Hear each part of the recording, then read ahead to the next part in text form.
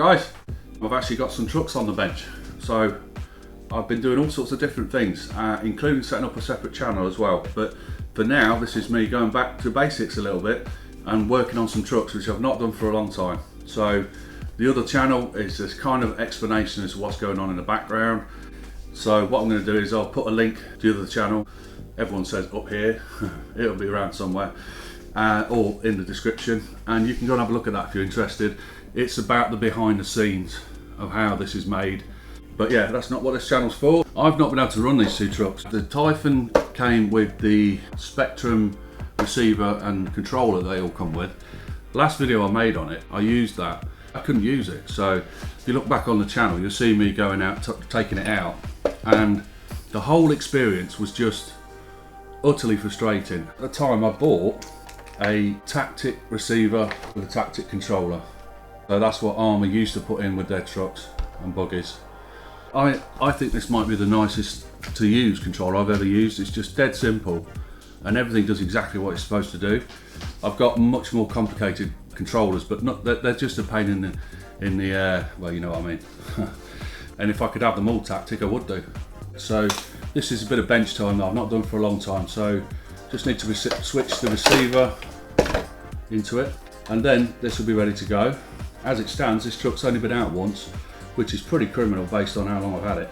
As far as the slash goes, this body's never actually seen any action. It was a scale sort of project that I put together, which looks great, but doesn't lend itself well to being smashed about. So as far as the slash goes, did spend quite a lot of time upgrading this slash.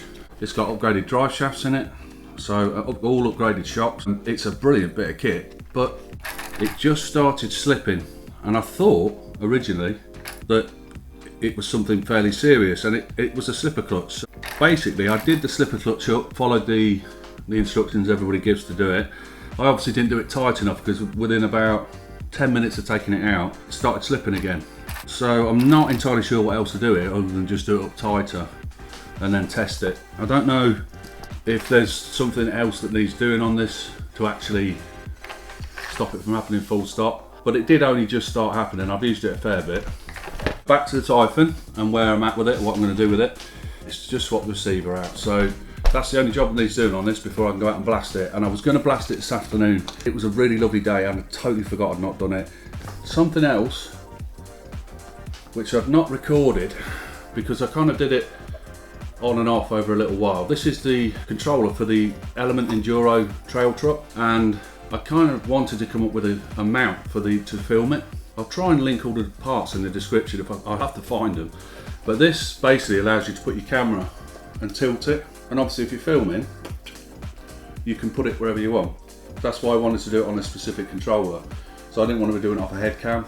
Personally, I think now I'm going to try not to use the head cam because I've come up with this mount. It's pretty much a GoPro mount mixed with a camera mount, well, a smartphone mount. So you see these all over selfie sticks. They just let your phone stick in. This is a GoPro mount, which slides in and out. Is the way this is mounted, it slides this way, which is not ideal because I'd like to have a base on all my controllers and then slide it off. But as it stands, it actually slides that way. So it's a tough call. You've got to try and avoid the trigger, but I might be able to move it this way and just miss the bottom of the controller. So this is sort of prototype stage. But what I want to do is do the same on all the controllers so they've all got them on, and then just off I go. I'll either put that in this video or make a separate one. Yeah, so a lot of you who follow the channel will notice that I've gone away from doing these bench videos so much. I've wanted to start following really what's going on in the RC scene full stop. There is a reason for that, and that's why I've made the other channel. So like I said, I'll put the link up for the other channel. Might have not done this for a while, but I can still remember my own advice. Always get yourself a tub for all these.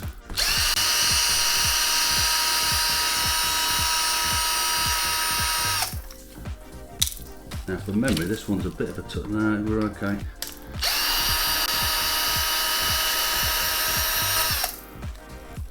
So there is a bonus of doing this as well. You lose the aerial. So I just want to quickly see what that looks like before I take it apart. So that's what it looks like. Right, now looking at this, the wire comes back out and then it comes up through this aerial. This is just an aerial mount. Okay, it's just a tube that's got to come off. Now I'm going to try and just pull that out. So we slide this out now. Might have to fiddle around with the channels because it's been a while, I can't remember which channel does what. For now, I'm just going to pull it off. Something tells me if I just pull it off, it'll come off.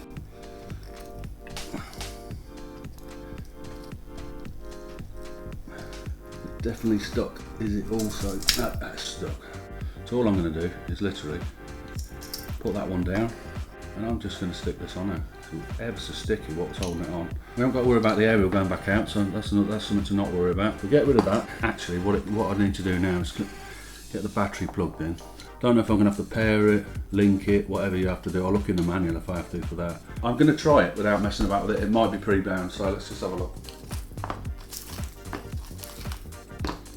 That's handy. I was just about to say I'm going to have lost this, and because they're different, I've got loads of them on the original plug, so I've only got one of these now. Let's get the batteries in the controller.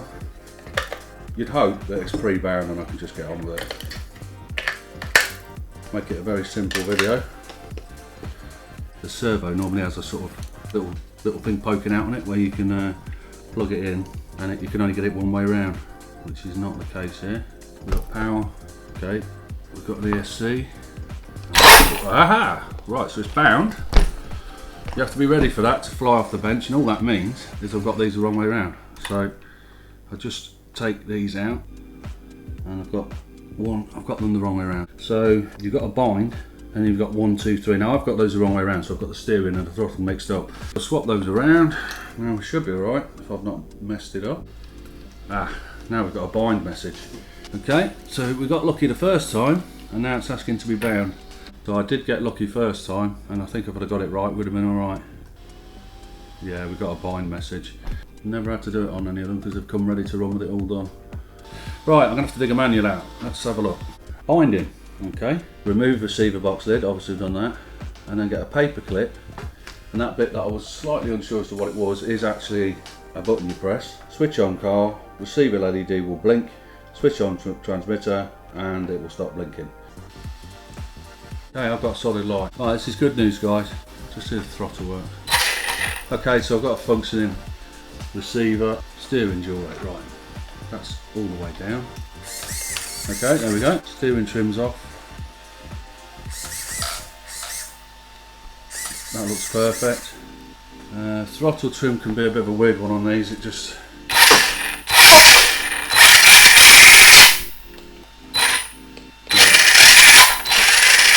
it's rolling up slightly off.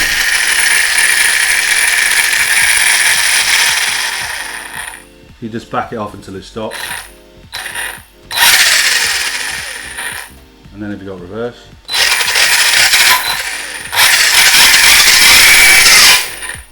I think we're all good. Why they changed this, I don't know. This stuff is junk, absolute junk. Right, so excluding my rant, and I'm not the only one, there's a lot of people out there and they haven't got YouTube channels, they're just, everyone's saying the same. So there is a bonus to this as well, which is even more ironic. Now I've got an aerial poking out. So that was another retrograde reading. I'm not going to do these up with this, I'm just getting them in the right place. Okay, so we should be good to go.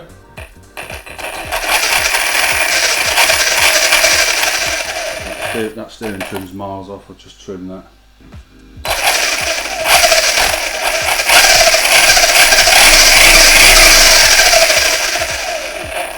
If you're wondering why it's not that fast, it's only on 3S.